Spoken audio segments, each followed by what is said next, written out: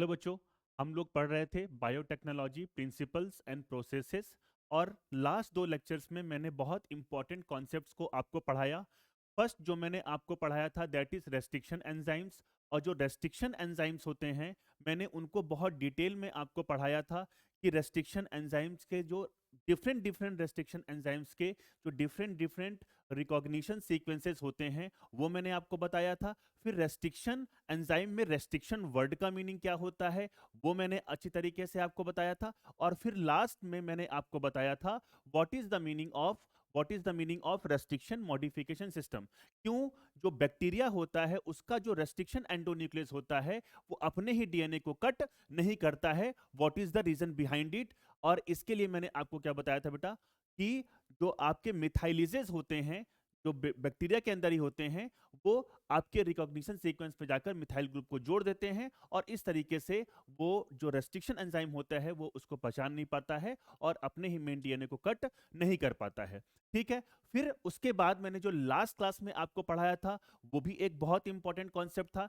जैसे कि एक चीज मैंने आपको पढ़ाई थी जो कि बहुत इंपॉर्टेंट थी कि व्हाट इज मतलब मैं किस तरीके से डीएनए को आइसोलेट कर रहा था।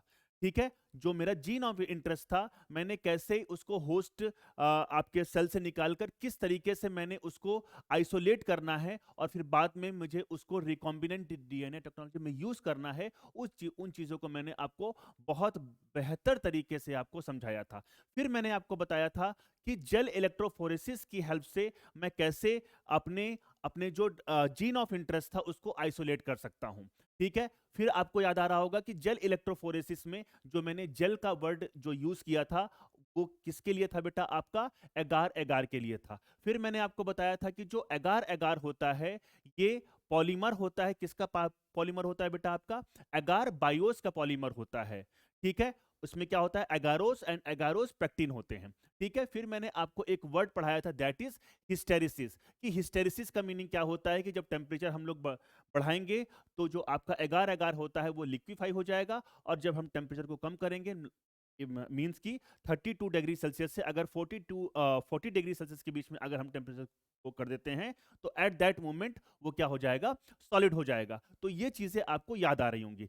फिर मैंने आपको बताया था कि जब मैं सैंपल को कैथोड की तरफ इनोकुलेट करूंगा ठीक है तो क्योंकि डीएनए आर निगेटिवली चार्ज और डीएनए निगेटिवली चार्ज क्यों होते हैं क्योंकि जो उसका फॉस्फेट होता है उसके ऊपर क्या होते हैं बेटा आपके निगेटिव चार्ज होते हैं वो चार्ज पार्टिकल होता है। ठीक है। इसीलिए उसको हम लोग आपके इलेक्ट्रिक फील्ड में डीएनए को मूव कराने में सक्षम हो पाए थे। ठीक है। फिर डीएनए किसकी तरफ मूव कर रहा था एनोड की तरफ मूव कर रहा था क्योंकि एनोड क्या होता है पॉजिटिव और डीएनए क्या होता है नेगेटिव। तो जब वो मूव करेगा ठीक है तो साइज के अकॉर्डिंग मूव कर रहा था। फिर मैं अपने जीन ऑफ इंटरेस्ट को या डीएनए को जो सेगमेंट को मुझे आइसोलेट करना था उसको मैं क्या कर रहा था निकाल ले रहा था। कट के जेल जो होता है उसको मैंने कट किया और कट को निकालकर फिर मैंने उसको अगर विजिबल देखना था विजिबिलिटी अगर कब आई थी बेटा जब मैंने उसको फ्लोरेस डाई से क्या किया था उसको डाई किया था।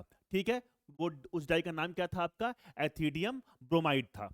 ठीक है। और फिर मैंने उसके ऊपर यूवी रेस को डाला था तब वो डीएनए क्या हो गया था ब्राइट ऑरेंज कलर में बेटा क्या हुआ था वो विजिबल हो गया था। ठीक है। और उसके बाद फिर मैंने जब उसको आइसोलेट कर लिया फिर मैंने उसको क्या किया था आपका सुटेबल सॉल्वेंट से उसको ट्रीट करके एथिडियम ब्रोमाइड को मैंने निकाल दिया था और फिर इस प्रोसेस को मैंने क्या बोला था इल्यूशन। तो लास्ट लेक्चर में मैंने यहां तक आपको पढ़ा दिया था। अब जो आज का टॉपिक है जो आज मुझे पढ़ना है दैट इज क्लोनिंग वेक्टर्स। अब आपको अगर मैं एक चीज बताता हूं बेटा तो क्लोनिंग वेक्टर्स बच्चों को जनरली टफ लगता है लेकिन बहुत इजी टॉपिक है। बहुत इजी टॉपिक है। इसको हम लोग बहुत इत्मीनान से और आराम से पढ़ेंगे तो आपको एक एक चीज समझ में आ जाएगी। ठीक है।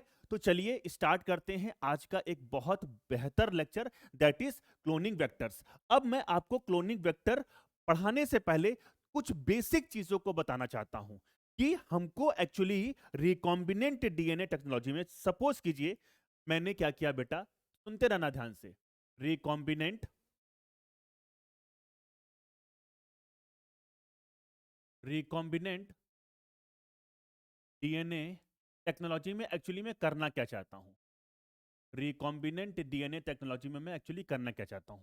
मुझे एक्चुअली सपोज करो मैंने एक एक्सपेरिमेंट किया। एक्सपेरिमेंट में मैंने क्या किया सपोज कीजिए कि ये कोई एक बैक्टीरिया है आपका। बैक्टीरिया जनरली बेटा मैं इकोलाई लेता हूं, ठीक है। तो सपोज कीजिए मुझे इकोलाई, अब इकोलाई क्या है बेटा, आपका प्रोकैरियोट है। सुनते रहना बेटा ध्यान से, तभी हम लोग दूर तक पहुंच पाएंगे। इकोलाई क्या है आपका, प्रोकैरियोट है। ये आपको बहुत बेहतर तरीके से समझ में आता है, ठीक है। चलिए, ये प्रोकैरियोट है। अब इसके अंदर मुझे क्या करना है बेटा, क्लोनिंग करनी है। क्यों प्रोकैरियोट के अंदर ही मैं क्यों क्लोनिंग करना चाह रहा हूं, क्योंकि अगर इसको फेवरेबल कंडीशन दी जाए तो ये बहुत तेजी से बेटा डिवाइड हो सकता है, ठीक है। ये चीज मैं आपको पहले भी हर एक लेक्चर्स में पहले ही बता चुका हूं, ठीक है। अब मुझे क्या करना है, इस बैक्टीरिया के अंदर अपने एक प्रोटीन को बनवाना है। और मान लीजिए उस प्रोटीन को मैंने क्या बोला, ह्यूमन इंसुलिन। मतलब इस बैक्टीरिया के अंदर मुझे क्या बनाना है बेटा, ह्यूमन इंसुलिन को बनवाना है। क्यों बनाना है इसको मैं आपको पहले भी बता चुका हूं, ह्यूमन इंसुलिन, ठीक है। आपको और बताऊंगा, अभी सुनते रहना बात ध्यान से। तो मैंने क्या बोला, इस बैक्टीरिया के अंदर मुझे क्या करना है, ह्यूमन इंसुलिन को बनवाना है, ठीक है। अब अगर मुझे ह्यूमन इंसुलिन को बनाना है तो मुझे पेंक्रियाज, मान लीजिए ये आपका क्या है बेटा, पेंक्रियाज है। सुनते रहना बात ध्यान से, तभी हम लोग दूर तक पहुंच पाएंगे। मान लीजिए ये आपका क्या है, पेंक्रियाज। और पेंक्रियाज में क्या होते हैं आपके बेटा, यहाँ पे आइसलेट्स ऑफ लैंगरहैंस, यहां से मैंने मान लीजिए बीटा सेल्स हैं यहाँ पर, ठीक है, बीटा सेल्स। तो बीटा सेल्स से मैंने एक्सटेंड, यहाँ पेंक्रियाज से मैंने बीटा सेल्स को निकाल लिया, ठीक है। और बीटा सेल्स को निकालने के बाद जो जीन ह्यूमन इंसुलिन को कोड कर रही थी उसको मैंने निकाल लिया, ठीक है। तो सपोज कीजिए ये एक मैंने जीन ऑफ इंटरेस्ट यहां से निकाल लिया, इसको मैंने क्या बोला, जीन ऑफ इंटरेस्ट। सुनते रहना बात ध्यान से, जीन ऑफ इंटरेस्ट, ठीक है। अब मुझे बताइए कि मान लीजिए मुझे फैक्ट्री को लगाना है, मुझे बहुत सारा प्रोडक्शन करना है ह्यूमन इंसुलिन का। तो मैं ये चाहूंगा कि बहुत कम टाइम में, अगर मैं अपने अकॉर्डिंग देखूं तो मैं ये चाहूंगा कि बहुत कम टाइम में मैं ज्यादा से ज्यादा ह्यूमन इंसुलिन को बना पाऊं, ठीक है। और बहुत कम टाइम के लिए, इसलिए मैंने क्या प्रीफर किया, प्रोकैरियोट को प्रीफर किया, ठीक है। ये वाली बात समझ में आ गई, ठीक है। अब दूसरी बात ये है कि अगर ये जीन ऑफ इंटरेस्ट जो है, अगर ये मेरे पास ज्यादा होगा बेटा, अगर मेरे पास जीन ऑफ इंटरेस्ट ज्यादा होगा तो मैं बहुत जल्दी जल्दी प्रोटीन का फॉर्मेशन कर पाऊंगा, मतलब ह्यूमन इंसुलिन का फॉर्मेशन कर पाऊंगा। इसके लिए मुझे क्या चाहिए, सुनते रहना बात ध्यान से, इसके लिए मुझे जीन ऑफ इंटरेस्ट को क्या करना पड़ेगा बेटा, क्लोन करना पड़ेगा। क्या करना पड़ेगा, क्लोन करना पड़ेगा। एक्चुअली हम लोग रिकॉम्बिनेंट डीएनए टेक्नोलॉजी में हम लोग एक्चुअली क्या करते हैं, क्लोन कर रहे हैं, ठीक है। तो what is the meaning of clone, या what is the meaning of cloning, सुनते रहना बात, formation of identical copies of a particular DNA segment, ठीक है। तो सुनते रहना बात ध्यान से, मैंने क्या बोला, formation of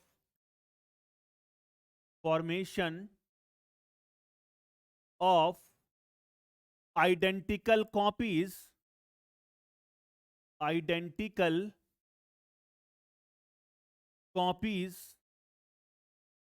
formation of identical copies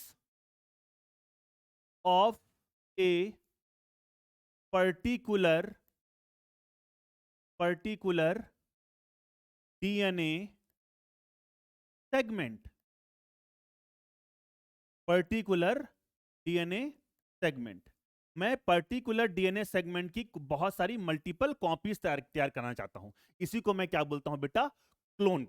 इतनी बात समझ में आ गई क्या? चलिए, ये वाला पॉइंट अब मुझे बिल्कुल क्लियर है, ठीक है। अब ये अगर मैंने बहुत सारी मल्टीपल कॉपीज बनवा ली, इसकी बहुत सारी formation of identical copies of a particular DNA segment, multiple formation of identical multiple copies, मुझे यहां एक्चुअली बोलना चाहिए, identical multiple copies, multiple copies of a particular DNA segment. और इससे क्या होगा, इससे क्या, अब मैंने यहां पे मल्टीपल कॉपीज बना ली, अभी सुनते रहना बात ध्यान से, ठीक है। अब इस मल्टीपल कॉपीज को मुझे, मैं क्या चाहूंगा कि मुझे ये मल्टीपल कॉपीज मुझे मैं कैसे बनवा पाऊंगा, इसको मैं अभी बताऊंगा, ठीक है। फिर मैं चाहूंगा कि जब मैं मल्टीपल कॉपीज बना लूं तो जीन की तो मल्टीपल कॉपीज बन गई बेटा।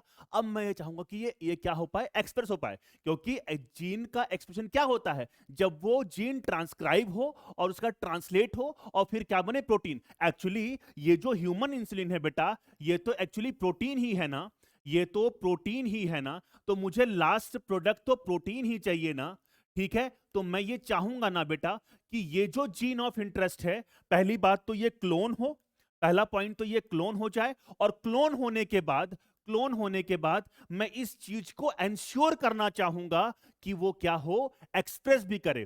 क्लोनिंग करने का अगर फायदा ही नहीं है बेटा, अगर वो जीन अपने आप को एक्सप्रेस ही ना करे, तो दो चीजें बिल्कुल ध्यान रखनी है कि सबसे पहले मुझे क्लोनिंग करनी है, और क्लोनिंग करने के बाद मुझे एक्सप्रेशन को भी एंश्योर करना पड़ेगा, अदरवाइज मुझे इतना मेहनत करने का कोई फायदा मुझे नहीं मिलने वाला। ठीक है, तो दूसरा पॉइंट आपको याद रखना है, मुझे एक्सप्रेशन को भी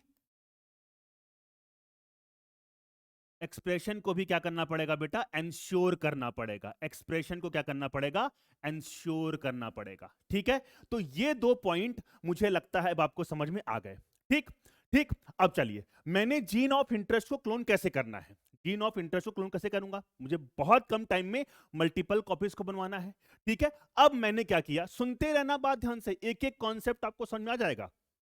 अब मैंने क्या किया, इस जीन ऑफ इंटरेस्ट को मैंने इसके अंदर, इस बैक्टीरिया के अंदर क्या कर दिया बेटा, इनोकुलेट कर दिया। चलिए, कर दिया, कोई दिक्कत वाली बात नहीं है, है ना। अब मुझे बताइए कि क्या ये जीन ऑफ इंटरेस्ट, यानी कि ये जो एलियन डीएनए सीक्वेंस है, इसको मैं अब एलियन डीएनए सेगमेंट या सीक्वेंस बोल सकता हूं, इसको मैं क्या बोलूंगा, alien DNA segment, alien DNA segment. ठीक है, चलिए, अब मैंने इस एलियन डीएनए सेगमेंट या फॉरेन डीएनए सेगमेंट को प्रोकैरियोट के अंदर, ई कोलाई के अंदर डाल दिया। मुझे बताइए कि क्या ये जो इसके अंदर मैंने ये जो डाला है डीएनए डीएनए का सेगमेंट, क्या ये इस बैक्टीरिया के अंदर जाकर रेप्लिकेट होगा? नहीं होगा। क्यों नहीं होगा? क्योंकि अगर आपने मॉलिक्यूलर बायोलॉजी में अगर एक कॉन्सेप्ट पढ़ा होगा, तो किसी भी डीएनए को रेप्लिकेट होने के लिए उसकी खुद की ओराई होनी चाहिए, खुद की ओराई। अब मुझे बताइए कि क्या इसके साथ खुद की ओराई है क्या? जब इसके पास खुद की ओराई नहीं होगी बेटा, तो क्या ये रेप्लिकेट कर पाएगा क्या? और अगर ये रेप्लिकेट नहीं कर पाएगा, तो मुझे इसके अंदर इनोकुलेट करने का फायदा क्या? मुझे एक्चुअली क्या करना है, क्लोनिंग करनी है। मुझे इस डीएनए सेगमेंट या एलियन डीएनए सेगमेंट की मल्टीपल कॉपीज को बनवाना है। मैं ये चाह रहा था कि ये मल्टीपल कॉपीज इस प्रोकैरियोट के अंदर बने, लेकिन मैंने यहां पर इनोकुलेट तो कर दिया, मैंने इस फॉरेन डीएनए को इस बैक्टीरिया के अंदर डाल दिया, मैंने इस बैक्टीरिया को ट्रांसफॉर्म तो कर दिया। इस प्रोसेस को हम क्या बोलते हैं, ट्रांसफॉर्मेशन। सॉरी। ठीक है बच्चों, तो मैंने इस प्रोसेस को क्या बोला, ट्रांसफॉर्मेशन, ट्रांसफॉर्मेशन।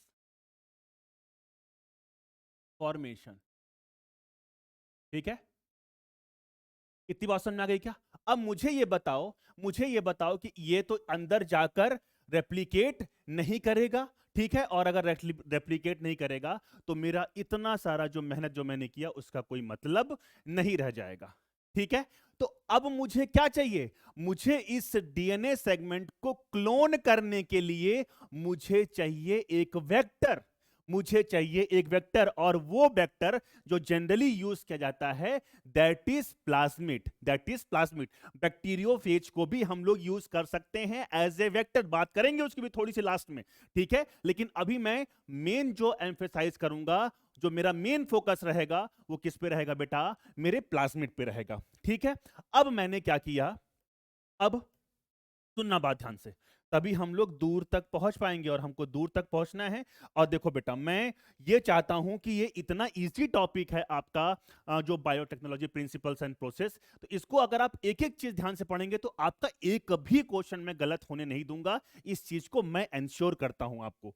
ठीक है बच्चों, चलिए, तो मैंने क्या बोला कि मैंने यहां पर एक तो डीएनए होगा बेटा, ये आपका प्लाज्मिड है। ठीक है, ठीक, चलिए, और यहां पर मान लीजिए मैंने बोल दिया कि ये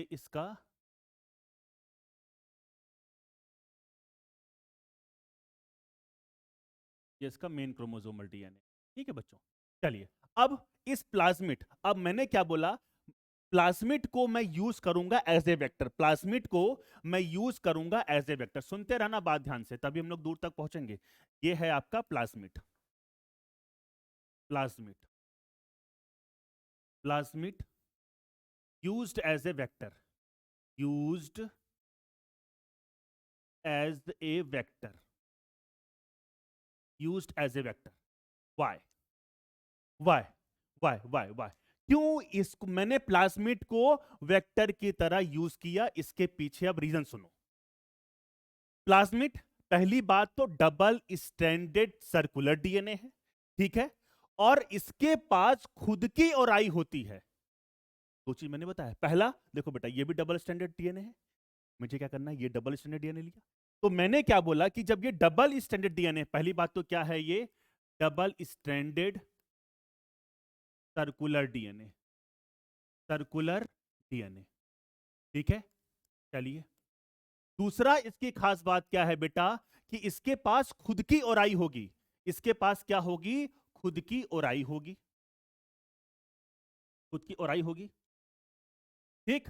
अब तीसरी बात क्या है, कि खुद की ओराई होगी, और तीसरी बात, इसको अपने रेप्लिकेशन के लिए मेन क्रोमोसोमल डीएनए पे डिपेंडेंट नहीं होना पड़ेगा, डिपेंड नहीं होना पड़ेगा।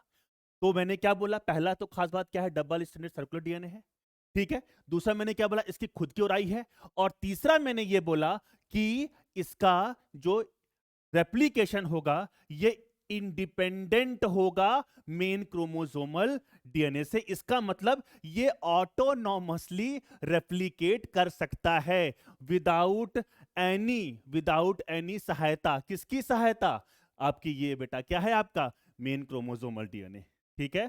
तो मैंने क्या बोला, ये ऑटोनॉमसली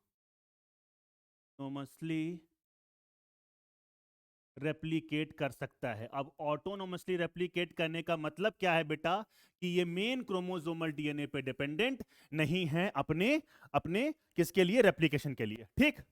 आ गई बात समझ में, इतनी बात समझ में आ गई तो हम आगे चलें क्या, बिल्कुल एक एक चीज बेटा मैं यहां पर आपको बता दे रहा हूं, ठीक है। चलिए अब इधर आओ, अब मैंने यहां पर एक फिर से प्लाज्मिड ले लिया, ठीक। ये आपका प्लाज्मिड हो गया बेटा, ठीक। अब प्लाज्मिड में मैंने क्या बोला, खुद का ओराई होगा, खुद का ओराई है, खुद का ओराई है, ठीक है। और खुद का ओराई होने के कारण ये क्या है बेटा, आपका ओराई, ठीक है।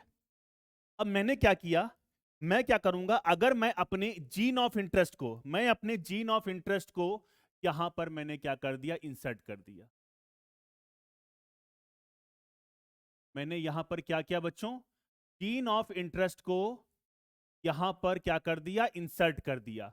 जब मैं जीन ऑफ इंटरेस्ट को यहां पर इंसर्ट कर दूंगा, ये मेरा क्या है, gene of interest, gene of interest, ठीक बच्चों, सुनते रहना बात ध्यान से।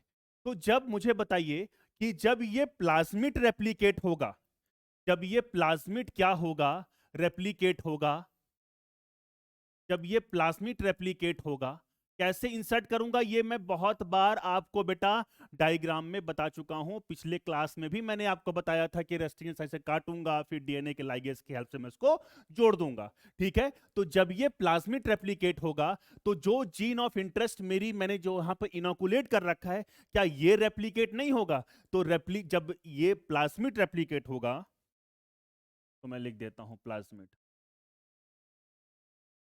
जब ये प्लाज्मिड रेप्लिकेट होगा बच्चों, तो इसके साथ साथ मेरा gene of interest, gene of interest, या इसको मैं बोल सकता हूं जो आपका एलियन डीएनए था, alien DNA will also replicate, will also replicate, ये भी रेप्लिकेट करेगा, क्योंकि ये किसके साथ जुड़ गया है आपका, ठीक है, साथ जुड़ गया है बेटा आपका प्लाज्मिड के साथ साथ जुड़ गया है। तो इतनी बात समझ में आ गई क्या, तो अब आपको समझ में आ गया कि what is the meaning of cloning vectors, what is the meaning of cloning vector, cloning vector का मीनिंग क्या होता है। अब आपको बेहतर तरीके से समझ में आ गया, अब आपको रटने की जरूरत नहीं है बिल्कुल कि क्लोनिंग वेक्टर्स क्या होते होंगे। ठीक है, तो ऐसे वेक्टर्स, अब तक वेक्टर क्या, जैसे कि अगर हम लोग बात करते हैं बेटा कि ये जो वेक्टर है, ये जो प्लाज्मिड है, ये मेरी जीन ऑफ इंटरेस्ट को कैरी कर रहा है, जीन ऑफ इंटरेस्ट को कैरी कर रहा है। जब ये रेप्लिकेट होगा तो मेरा जीन ऑफ इंटरेस्ट भी रेप्लिकेट होगा। इसके लिए मैंने क्या बोला, क्लोनिंग वेक्टर। मैंने प्लाज्मिड को यूज किया एज ए वेक्टर, क्योंकि ये क्या कैरी कर रहा है, क्योंकि ये क्या कैरी कर रहा है, मेरा जीन ऑफ इंटरेस्ट कैरी कर रहा है। और जब ये रेप्लिकेट होगा तो मेरा जीन ऑफ इंटरेस्ट भी रेप्लिकेट होगा, और इसीलिए इसको क्या नाम दिया गया, क्लोनिंग वेक्टर्स।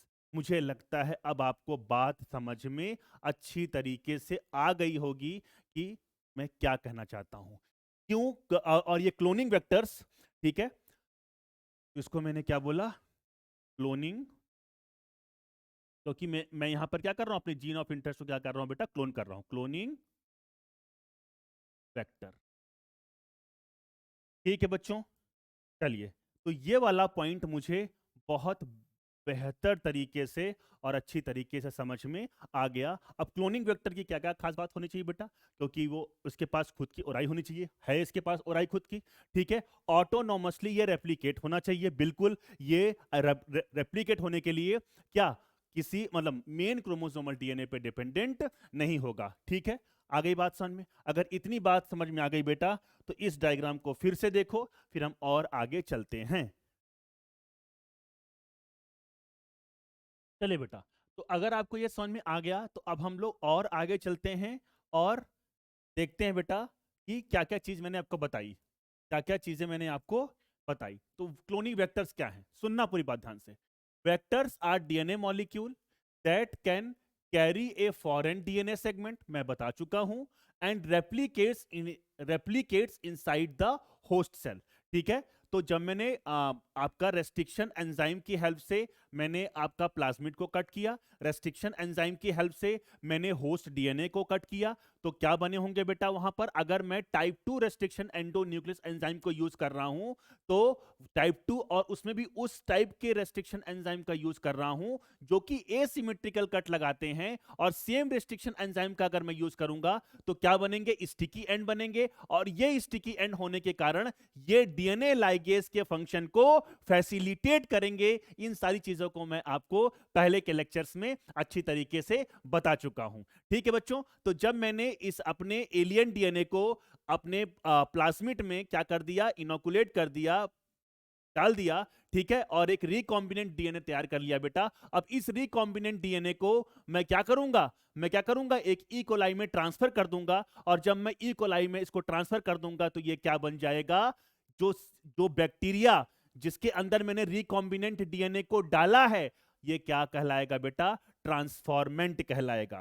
क्या कहलाएगा, ट्रांसफॉर्मेंट। ठीक है बच्चों, तो अब ये क्या, जो मैंने, क्योंकि मैं जीन ऑफ इंटरेस्ट भी है, सब कुछ है, तो इसको अब मैं क्या बोल सकता हूं, इसको अब मैं क्या बोल सकता हूं बेटा, आपका रिकॉम्बिनेंट, डीएनए। ये चीज को मैं इतनी बार पढ़ा चुका हूं बेटा आपको कि हर एक चीज को आपको समझ में आ गया होगा। ठीक है, अब मैंने क्या किया, इस रिकॉम्बिनेंट डीएनए को, इस रिकॉम्बिनेंट डीएनए को,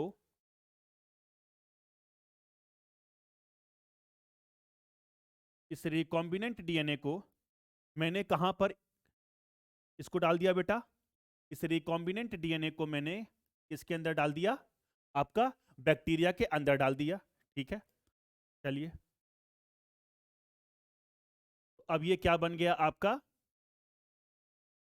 इस बैक्टीरिया का क्या हो गया, ट्रांसफॉर्मेशन। क्या हो गया बेटा, ये होस्ट सेल कहलाएगा, और इस चीज को मैंने क्या बोला था, ट्रांसफॉर्मेशन। ट्रांसफॉर्मेशन क्या होता है, इसको मैं पहले के लेक्चर्स में भी अच्छी तरीके से एक्सप्लेन कर चुका हूं। तो अब बैक्टीरिया क्या हो गई बेटा, बैक्टीरिया का क्या हो गया, ट्रांसफॉर। अब क्या ऐसे ऐसे बैक्टीरिया सेल को हम लोग क्या बोलेंगे, ट्रांसफॉर्मेंट्स। क्या बोलेंगे, इसको मैं अलग से एक वीडियो में बेटा आपको अच्छी तरीके से पढ़ाऊंगा कि ट्रांसफॉर्मेंट्स क्या होते हैं और नॉन ट्रांसफॉर्मेंट्स क्या होते हैं, कैसे हम लोग इसकी स्क्रीनिंग करते हैं। इसके लिए मैं एक सेपरेट लेक्चर बेटा आपको पढ़ाऊंगा। ठीक है, तो अब ये बैक्टीरिया क्या कहलाएगा, ट्रांसफॉर्मेंट कहलाएगा।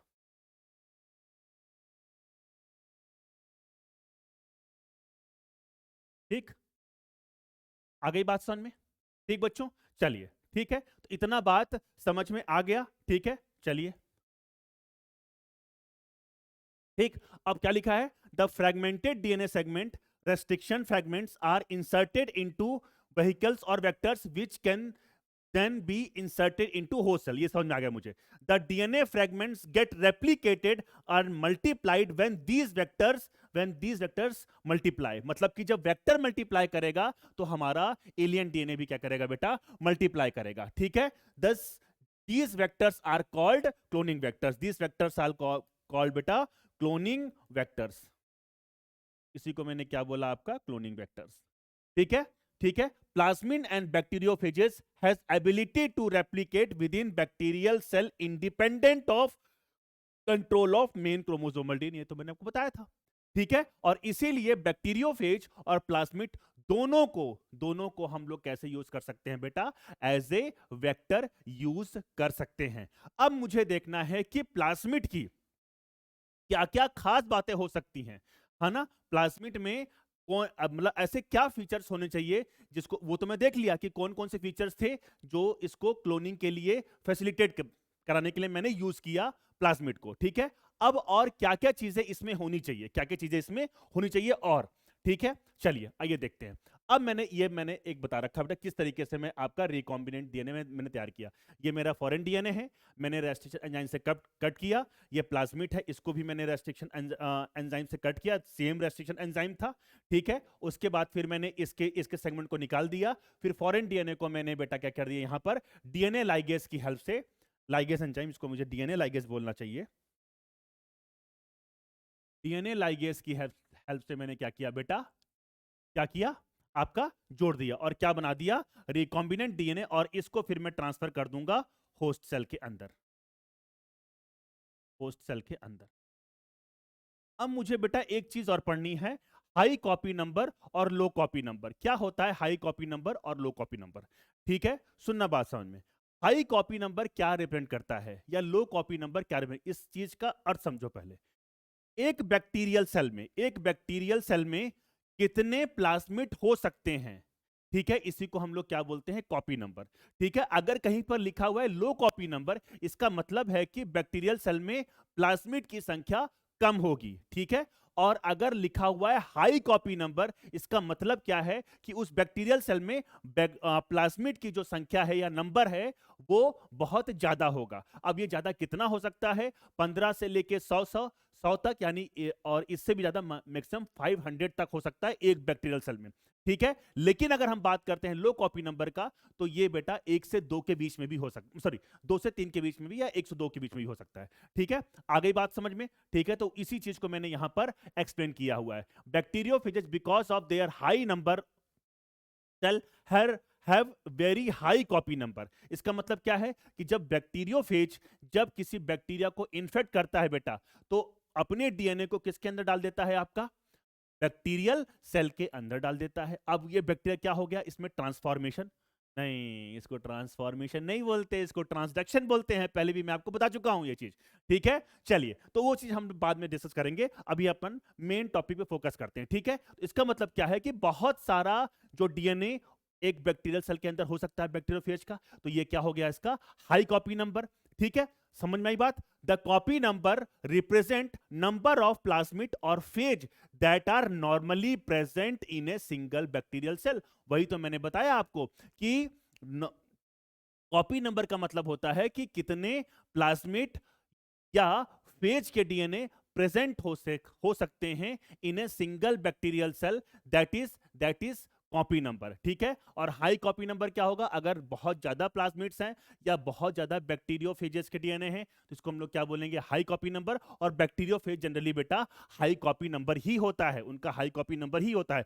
वही चीज मैंने आपको लिखा है कि bacteriophages because of their high number cell, इसका मतलब क्या है कि उनका बहुत ज्यादा नंबर होगा किसके बैक्टीरियल सेल में, ठीक है। तो इसका मतलब क्या है, have very high copy number, ठीक है, of their genome within the bacterial cell, ठीक है। तो ये पूरा पॉइंट मुझे बहुत अच्छी तरीके से समझ में आ गया। इसी चीज को मैंने यहां पर रिप्रेजेंट कर रखा है कि बहुत ज्यादा प्लाज्मिड बेटा एक बैक्टीरियल सेल के अंदर है, ठीक है। तो सम प्लाज्मिड मे हैव 1 और 2 कॉपी पर सेल, जो कि मैंने अभी बताया, whereas others may have 15 to 100 copy per cell, और even it may exceed up to 500, up to 500 तक भी बेटा एक बैक्टीरिया में क्या हो सकता है, प्लाज्मिड। ठीक है, अब मुझे एक चीज बताओ, अगर हम ऐसे इकोलाई का चयन करें, सुनना बात, हर एक चीज ध्यान से सुनना बेटा, अगर मैं ऐसे बैक्टीरिया को सेलेक्ट करूं, होस्ट होस्ट जिसको मैं होस्ट बनाने वाला हूं, जिसके अंदर बहुत सारे क्या हैं, आपके प्लाज्मिड्स हैं, तो क्योंकि ऐसे बैक्टीरिया को अगर मैंने सेलेक्ट किया तो मैंने क्या है, हाई कॉपी नंबर बैक्टीरिया है। ठीक है, तो अगर जब ये बैक्टीरिया रेप्लिकेट करेगा तो इसके बहुत सारे जो प्लाज्मिड होंगे वो भी रेप्लिकेट होंगे और वो भी उनके प्रोजेनी सेल्स में जाएंगे। तो जो मैं क्लोनिंग करना चाह रहा हूं अपने एलियन डीएनए को या जीन ऑफ इंटरेस्ट को, उसकी क्लोनिंग भी बहुत फास्ट होगी, और फास्ट होगी, जितनी फास्ट होगी उसके बाद अगर मैंने एक्सप्रेशन को भी एंश्योर कर लिया तो बहुत तेजी से मुझे क्या मिलेगा, प्रोटीन मिलेगा। ठीक है, आ गई बात समझ में? तो ये भी बात समझ में आ गई कि अगर मुझे प्रोडक्ट में, जैसे मान लीजिए मुझे ह्यूमन इंसुलिन को बनाना है और मैंने क्या किया बेटा, high copy number of bacteria को लिया, तो इसका मतलब क्या है कि बहुत तेजी से जब बैक्टीरिया रेप्लिकेट करेगा तो उसके अंदर प्लाज्मिड भी बहुत तेजी से क्या होंगे, रेप्लिकेट होंगे, और जब वो रेप्लिकेट होंगे तो सिंपल सी बात है, अगर मैंने एक्सप्रेशन को एंश्योर कर दिया तो बहुत तेजी से मुझे क्या मिलने लगेगा, प्रोडक्ट मिलने लगेगा। आ गई बात समझ में? तो मुझे अगर प्रोटीन को बनाना है तो मैं high copy number of bacteria को प्रीफर करूंगा। ठीक है, लेकिन ऐसा भी हो सकता है बेटा कि अगर मैंने बहुत ज्यादा, अगर हाई, मान लीजिए सपोज कीजिए अब आपके अकॉर्डिंग मैंने 500 वाले को ले लिया, ठीक है, तो मुझे बताइए कि मुझे, क्योंकि इनका तब तेजी से रेप्लिकेशन होगा बेटा, तो जो मैं जहां पर मैं इसको कल्चर करूंगा वहां पर मुझे बहुत ज्यादा चीजों का ध्यान रखना पड़ेगा कि कहीं किसी न्यूट्रिएंट की कमी ना होने पाए। ठीक है, क्योंकि इस बैक्टीरिया के ऊपर मेटाबॉलिक बर्डन भी बन सकता है, बहुत ज्यादा मेटाबॉलिक बर्डन भी आ सकता है, इसीलिए मैं एक ऑप्टिमम चीजों को लेकर चलूंगा कि ना बहुत ज्यादा और ना बहुत कम। ठीक है, और high copy number of bacteria का पहला सिग्निफिकेंस तो ये हो गया बेटा, क्या हो गया कि मैं बहुत ज्यादा, बहुत तेजी से अपने जीन को क्लोन कर सकता हूं। दूसरा ये है कि जब बैक्टीरिया डिवाइड होगा तो ये इंश्योर हो जाएगा कि उसके प्रोजेनी सेल्स में वो जो आपके प्लाज्मिड रहेंगे वो जाएंगे ही जाएंगे। सपोज कीजिए कि मान लो मैंने ले लिया कि 100 कॉपी नंबर ऑफ बैक्टीरिया ले लिया, ठीक है, तो जब बैक्टीरिया डिवाइड करेगा तो हो सकता है 50-50 चला जाए बेटा। आगे बात सुन में, 50 इसमें चला गया और 50 इसमें चला गया। ठीक है, तो मैं इंश्योर कर गया कि सब दोनों बैक्टीरिया जो डिवाइड होके बने हैं उसमें मेरा जो आपका जो रिकॉम्बिनेंट डीएनए है वो प्रेजेंट है। अगर एक या दो हुए तो मान लो डिवाइड किया तो एक में गया, एक में नहीं गया। आगे बात सुन में, ठीक है, तो high copy number of bacteria का दो चीज आपको याद रखना है, कहीं अगर गलती से पूछ ले तो। पहला ये सिग्निफिकेंस है कि इससे प्रोडक्ट जो है वो बहुत तेजी से बनेगा। दूसरा, इस चीज को मैं इंश्योर कर पाऊंगा कि उसके प्रोजेनी सेल्स में भी जो बैक्टीरियल जो प्लाज्मिड है वो क्या हो पाए, ट्रांसफर हो पाए। आगे बच्चे बात समझ में? अगर ये बात समझ में आ गई तो मैं अब और आगे चलता हूं। ठीक है, तो मैंने अभी तक क्या पढ़ा? मैंने अभी तक ये पढ़ा कि क्लोनिंग वेक्टर्स क्या होते हैं, हाई कॉपी नंबर क्या होता है, लो कॉपी नंबर क्या होता है। अब ऐसे कौन कौन से और फीचर्स होने चाहिए जो क्लोनिंग वेक्टर्स में होने चाहिए। ठीक है, तो ये चीज बहुत बहुत इंपॉर्टेंट है बेटा, और ये चीज मैंने यहां पर आपको चार्ट में बता रखी है, इसको समझा रहा हूं अभी। ठीक है, सबसे पहली चीज, features required to facilitate cloning into a vector. ठीक है, features required to facilitate cloning into a vector. ठीक है, आगे तो कौन कौन से फीचर? पहला चीज क्या है?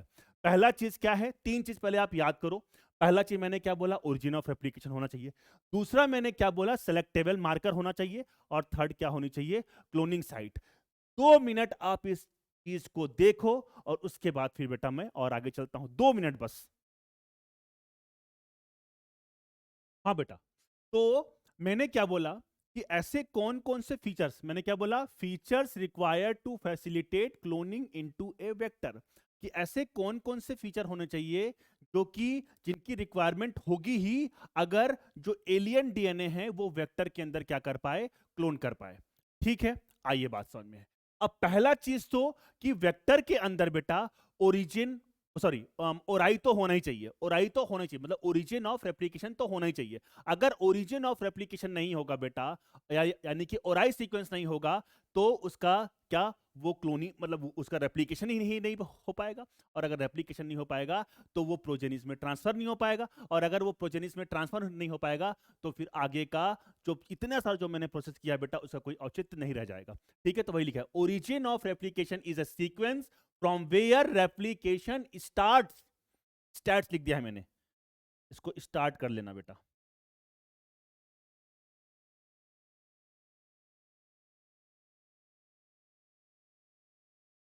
Where replication starts and any piece of DNA when linked to this sequence can be made to replicate within the host cell। वही चीज मैंने आपको बताई कि जब ओराई सीक्वेंस होगा किसी क्लोनिंग वेक्टर के अंदर, तो वहीं से क्या होता है बेटा, रेप्लिकेशन स्टार्ट होता है। ठीक है, इस चीज को आपने जब मॉलिक्यूलर बायोलॉजी में जब रेप्लिकेशन पढ़ा होगा तो ओराई सीक्वेंस के बारे में आपने बहुत अच्छी तरीके से पढ़ रखा होगा। ठीक है, आगे बात समझ में, तो ओरिजिन ऑफ रेप्लिकेशन वो जगह है जहां से रेप्लिकेशन क्या होगा, स्टार्ट होगा। और अगर कोई डीएनए सीक्वेंस यानी कि एलियन डीएनए अगर इससे जुड़ा है, तो अगर प्लाज्मिड, जैसे सपोज कीजिए कि प्लाज्मिड के अंदर क्या है बेटा आपका ओराई सीक्वेंस है, तो अगर प्लाज्मिड रेप्लिकेट कर रहा है तो इससे जुड़ा डीएनए भी रेप्लिकेट करेगा। तो ओरिजिन ऑफ रेप्लिकेशन वाली बात आपको समझ में आ गई। अब दूसरा क्या मैंने बोला है बेटा, सेलेक्टेबल मार्कर। ठीक है, सेलेक्टेबल मार्कर। और थर्ड मैंने क्या बोला है, क्लोनिंग साइट। तो आइए सबसे पहले सेकंड पॉइंट पढ़ते हैं बेटा, सेलेक्टेबल मार्कर। सुनना पूरी बात ध्यान से, तभी हम लोग दूर तक पहुंच पाएंगे। इधर सुनो पहले इस चीज को, आइए इधर देखते हैं। इधर देखो बेटा, मैंने क्या बोला, ठीक है, सेकंड पॉइंट क्या बोला, सेलेक्टेबल मार्कर। सुनना बात ध्यान से, मैंने क्या किया, दोनों रेस्ट्रिक्शन साइट से काटा, इसको भी काटा। मुझे बताइए कि जब मैं यहां से काटूंगा, इसको यहां से कट कर दिया, तो मुझे बताइए कि ये दोनों सीक्वेंस, ये और ये आपस में कॉम्प्लीमेंट्री हैं। सिंपल सी बात है, ये आप देख के आए बेटा कि ये वाले जो सीक्वेंसेस हैं ये आपस में क्या हैं, कॉम्प्लीमेंट्री हैं। ये आपस में क्या है बेटा, कॉम्प्लीमेंट्री हैं। ठीक है, तो मुझे बताइए कि सपोज कीजिए मैंने क्या किया, फॉरेन डीएनए को रख दिया और ये इस डीएनए को भी रख दिया जिसको मैंने रेस्ट्रिक्शन एंजाइम से कट कर रखा है। ठीक है, तो मुझे बताइए कि इस जो ये कॉम्प्लीमेंट्री सीक्वेंसेस हैं, क्या इसमें भी री एनील होने की प्रॉपर्टी नहीं आ जाएगी क्या? आ सकती है कि नहीं आ सकती है? मुझे बताइए कि क्या बहुत जरूरी है कि ये फॉरेन डीएनए यहां पर आके लाइगेट ही हो सकता है कि ये भी तो कॉम्प्लीमेंट्री हैं आपस में। तो ये कॉम्प्लीमेंट्री जो डीएनए सीक्वेंसेस है ये भी तो आपस में जुड़ सकते हैं। तो अगर ये वापस से जुड़ गए तो क्या ये रिकॉम्बिनेंट डीएनए बना? नहीं बना। फिर से रिपीट कर रहा हूं, मैंने क्या बोला, मैंने इस फॉरेन डीएनए को कट किया, ठीक है, निकाल लिया फॉरेन डीएनए मेरा, ये बन गया, ये है क्या है, क्या कहते हैं, रेस्ट्रिक्शन। ये आपको याद आ रहा होगा जब मैंने आपको पढ़ाया था रेस्ट्रिक्शन एंजाइम। ठीक है, चलिए दूसरा मैंने क्या बोला कि मैंने जब मान लो सपोज कीजिए कि ये है बेटा आपका प्लाज्मिड। ठीक है, जब मैंने प्लाज्मिड को कट किया तो ये बन गया बेटा। मुझे बताइए कि ये दोनों जो सीक्वेंसेस हैं आपस में, ये भी आपस में कॉम्प्लीमेंट्री हैं। ये भी आपस में क्या है, कॉम्प्लीमेंट्री सीक्वेंसेस हैं बेटा।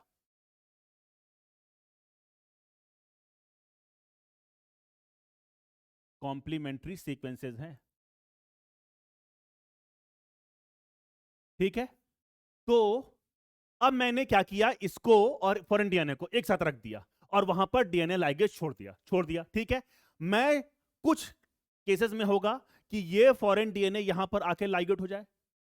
ठीक है, हो गया। अगर लाइगेट हो गया तो क्या बन जाएगा, रिकॉम्बिनेंट डीएनए बन गया। लेकिन कुछ केसेस में ऐसा भी तो हो सकता है कि ये फॉरेन डीएनए यहां पर आकर लाइगेट ना हो और ये जो आपका प्लाज्मिड था यही आपस में जुड़कर क्या बना ले, एक प्लाज्मिड बना ले वापस से।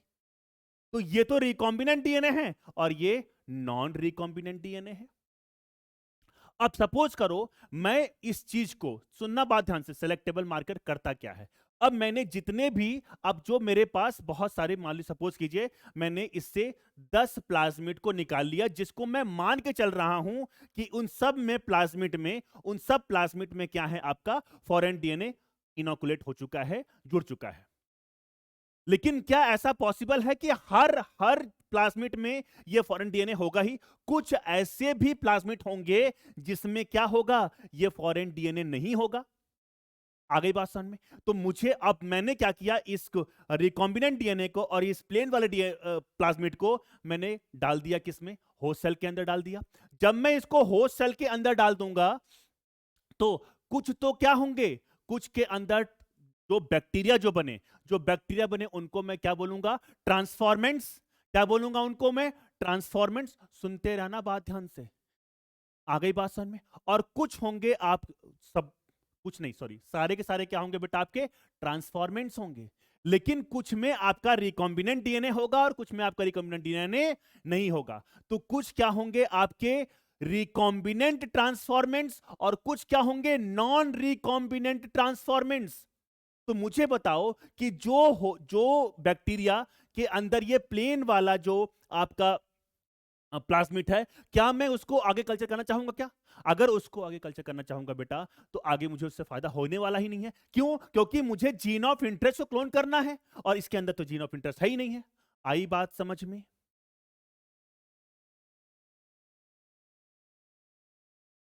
आ गई बात समझ में बच्चा? रुको रुको रुको रुको।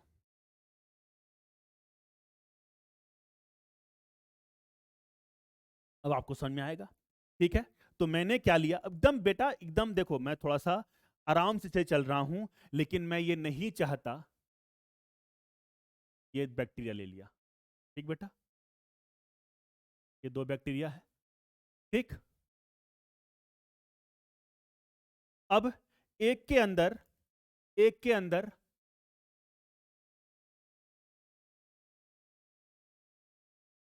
एक के अंदर सपोज कीजिए ये है आपका प्लाज्मिड आ गया। एक के अंदर बेटा क्या है आपका, रिकॉम्बिनेंट प्लाज्मिड है। एक के अंदर क्या है बच्चा, आपका रिकॉम्बिनेंट प्लाज्मिड है। इसके अंदर जीन ऑफ इंटरेस्ट है, ये है रिकॉम्बिनेंट डीएनए, ठीक है। और एक सिंपल वाला है, ठीक है। इसके पास ओराई सीक्वेंस, और ये क्या है, इसके पास ओराई सीक्वेंस,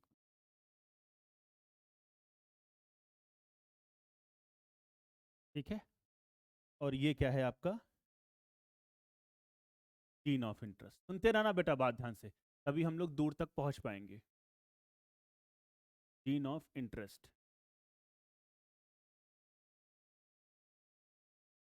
ठीक ठीक।